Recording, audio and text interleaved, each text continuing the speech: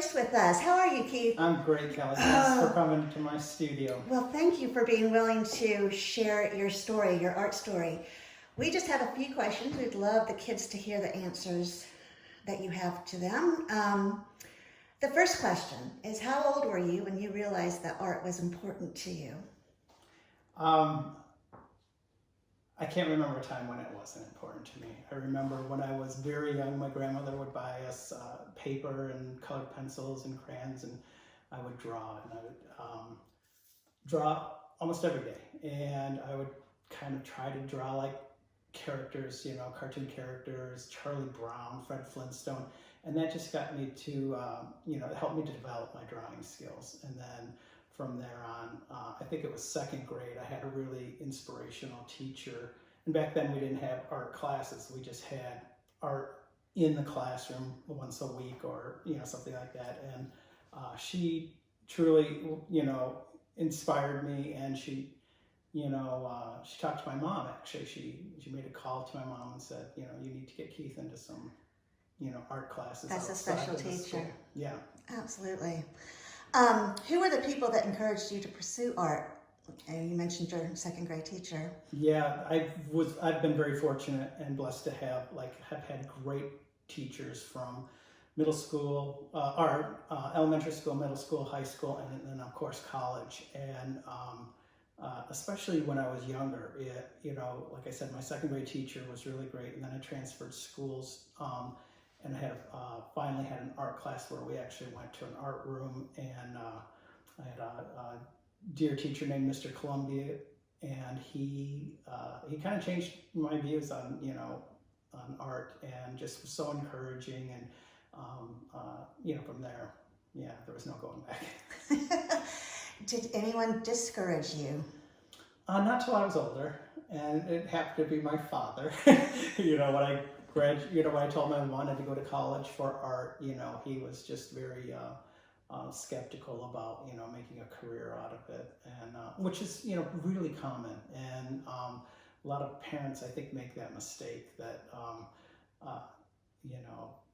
they should always encourage their kids to follow their dreams. But, in all honesty, it is not the easiest, career to make a living at, but if it's something that you really want to do and really feel the need to do, you have to pursue it.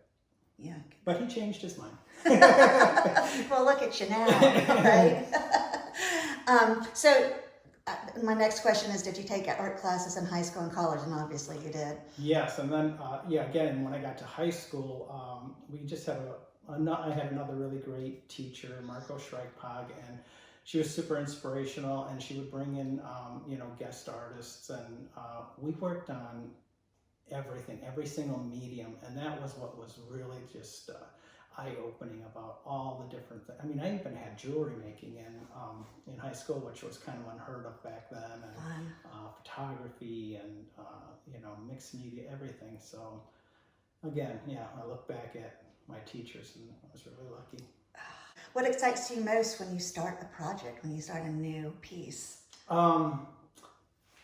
It's kind of the unknown. It's like starting a journey in a way, because you're constantly, it's something I know that's going to evolve. I might have a really great idea on what I want to do, but as it's going, a lot of times I'll change my mind and be inspired to go in a different direction, whether it's color or composition or anything like that. So it's always like very exciting to start. Where do you find your inspiration? Gosh, that's something that I think most artists will say they get it from, everywhere. It could be reading a book or watching a movie or just flipping through a magazine. One of the things that I've always done is when I'm flipping through magazines, I will tear out things that just that stopped me, to look at it. And it's like I don't overthink it, and I just throw it in a folder. And then every now and then I'll go back and I'll go through that folder and look at like, wow, why did that inspire me? And it's like there's definitely a theme, and it's about composition, it's about shadows, it's about negative space, it's all the things that just come, naturally to what I'm attracted to. And it's kind of reflective in my work. Is there anything that intimidates you when you start a piece? The only thing that intimidates me is, well, number one, it's just actually getting started. It's like I can come up with a million reasons to start on a blank canvas, but then I realize once I get started, I have a hard time stopping. And then on the reverse side is, when is it done?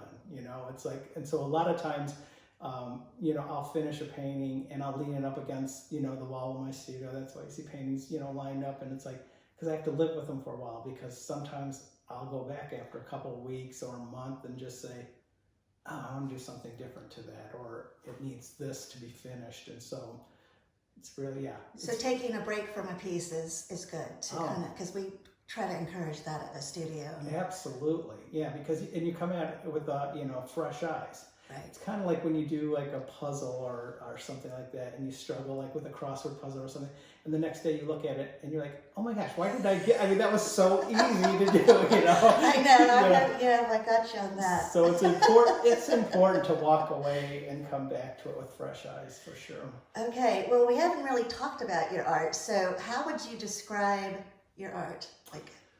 Yeah, my work is, it's mixed media. It's collage, acrylic and oil. And collage, I'm using maps and type and old comics. And sometimes I produce my own,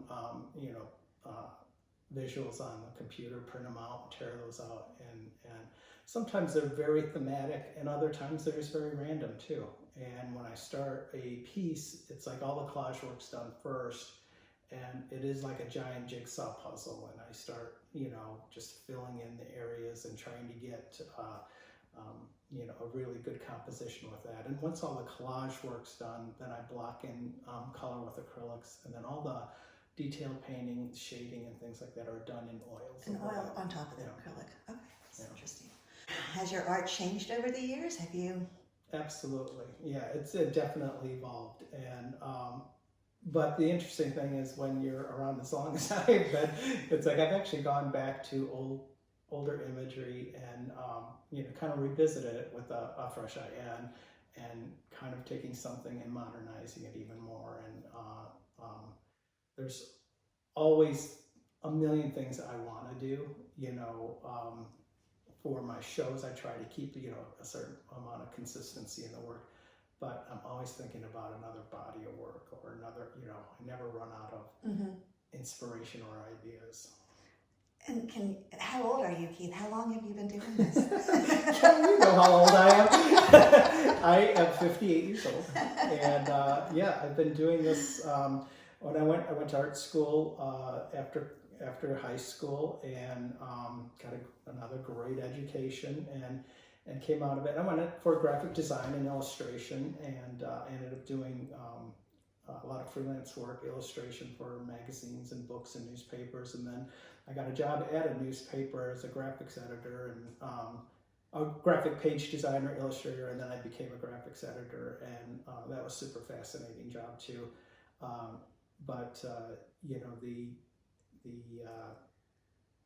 The nice thing about the art education that I got was all my illustration teachers were painters. And so I not only got, the basics of illustration, but also had a great foundation about all different kinds of painting as well. And so even when I was working at the newspaper, I was still painting. And actually my days at the newspaper obviously influenced my work today because of my love of typography. It's amazing. And my next question is how did you turn your art into your livelihood? So you went out of college into the newspaper. Right. And then how did you decide to make art? So what happened, it's kind of interesting because, I love the newspaper job. It was great, and I love a deadline, obviously. And so I was doing a lot of that. Well, then while I was there, there's one kind of computer graphics kind of came into play.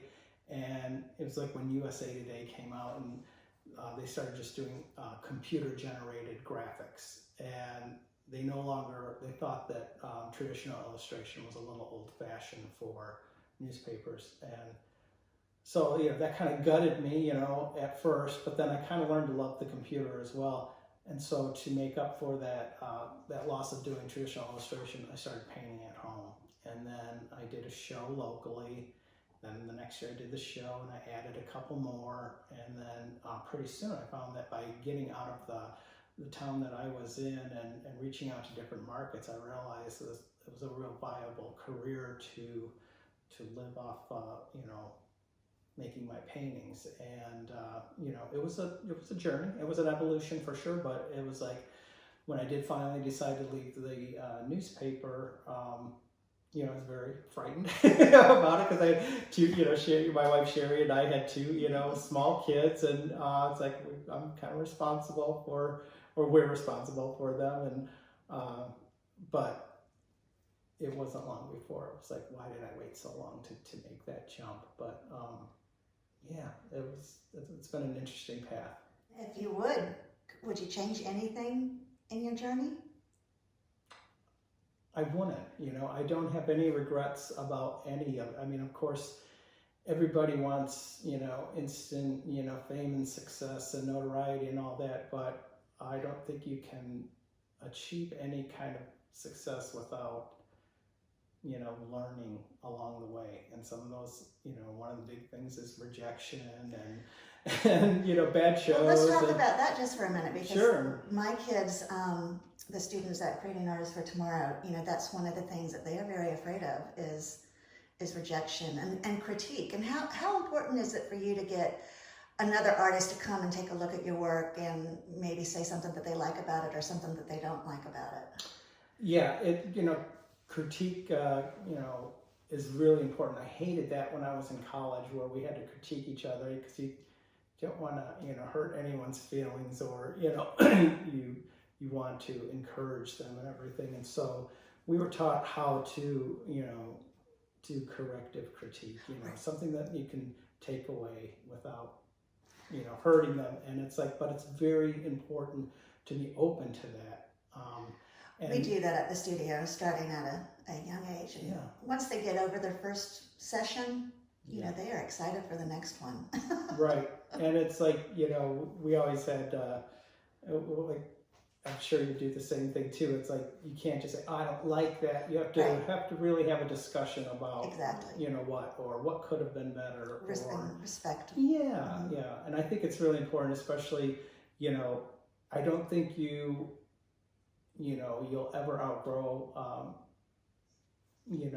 bad feelings of rejections, and critiques and things like that. But ultimately, it's kind of odd. Like if I had like a show that just wasn't very good, I'll find that I'm, driving home and thinking about what I want to do next. It's like almost like a jump starts your creativity again, because it's like, not that you're basing anything on, one person's, judgment, or, you're not being validated by any one particular show or piece or person, but it also is that kind, like what I was saying about, it's like, you have to take all of that and put it into your next piece. I think it helps you grow.